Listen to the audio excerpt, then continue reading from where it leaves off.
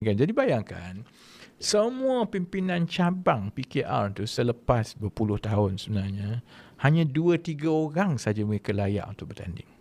Jadi, kalau saya jadi PKR Sabah lah, sudahlah nak kena berdepan dengan tanggapan bahawa PKR ini parti Malaya. Mereka akan diperlekehkan lagi bahawa bukti bahawa kamu parti Malaya, calon-calon kamu semua pun tak dipilih.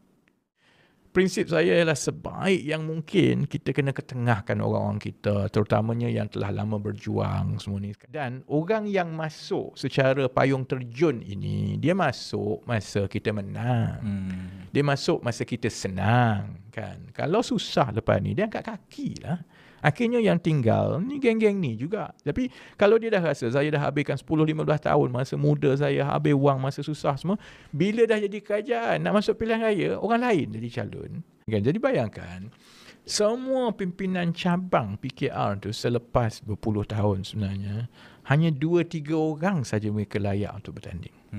Jadi, kalau saya jadi PKR Sabah lah, sudahlah nak kena berdepan dengan tanggapan bahawa PKR ini parti Malaya. Mereka akan diperlekehkan lagi bahawa bukti bahawa kamu parti Malaya, calon-calon kamu semua pun tak dipilih.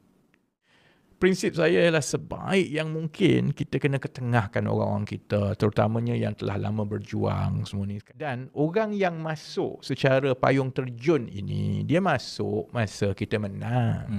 Dia masuk masa kita senang. Kan? Kalau susah lepas ni, dia angkat kaki lah. Akhirnya yang tinggal ni geng-geng ni juga. Tapi kalau dia dah rasa saya dah habiskan 10-15 tahun masa muda saya, habis wang masa susah semua, bila dah jadi kerajaan, nak masuk pilihan raya, orang lain jadi calon.